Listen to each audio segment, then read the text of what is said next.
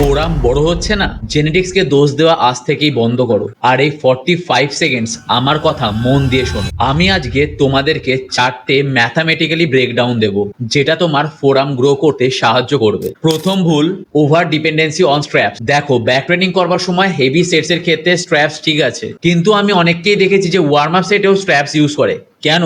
প্রতিটা warm up set হলো তোমার গ্রিপের স্ট্রেংথ বাড়ানোর জন্য একটা হিডেন অপরচুনিটি। তাই আজকে থেকে যখনই ব্যাকের এক্সারসাইজ করবে, ওয়ার্ম আপ সেটে কখনোই স্ট্র্যাপ ইউজ করবে না। এবার সেকেন্ড আর থার্ড টিপসটাকে একসাথে নোট করো। হ্যামার কার্ল শুধু বাইসেপস নয়, তোমার ফোরামসের কিক মাসেল ব্র্যাকিও রেডিয়ালিসকে ট্রেন করে। আর যদি তুমি তোমার ফোরামে নেক্সট লেভেল রেজাল্ট চাও, তাহলে কিন্তু তুমি তোমার রুটিনে হ্যামার কার্লকে অবশ্যই রেখো। তবে হ্যামার কার্ল করবার সময় অবশ্যই ফ্যাট গ্রিপকে ইউজ করো। দেখো, গ্রিপ যত ঠিক হবে, আমাদের থাম্ব ফ্লেক্সার্স তত বেশি রিক্রুট হবে, যার ফলে ফোরামের রেজাল্ট খুব ভালো আসবে। আর সবশেষে আমার ফেভারিট, রিভার্স ইজেট বা কেবল বাইসেপস কার্ল। এই এক্সারসাইজটাকে রেগুলার কার্লের সাথে সুপারসেট করো।